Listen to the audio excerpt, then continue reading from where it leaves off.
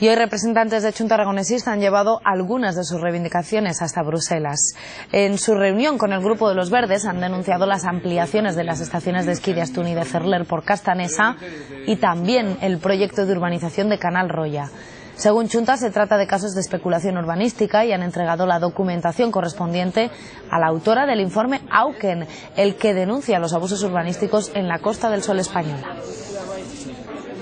Hemos transmitido cuál es la situación en Aragón, que esa situación tan preocupante no solo ocurre en el Levante y en Andalucía y en Marbella, también en el Pirineo aragonés.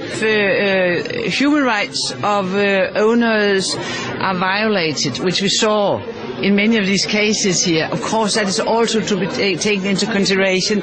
Is there fair treatment? Is there fair compensation? Are the projects justified as common goods, or are they just private profit-making projects?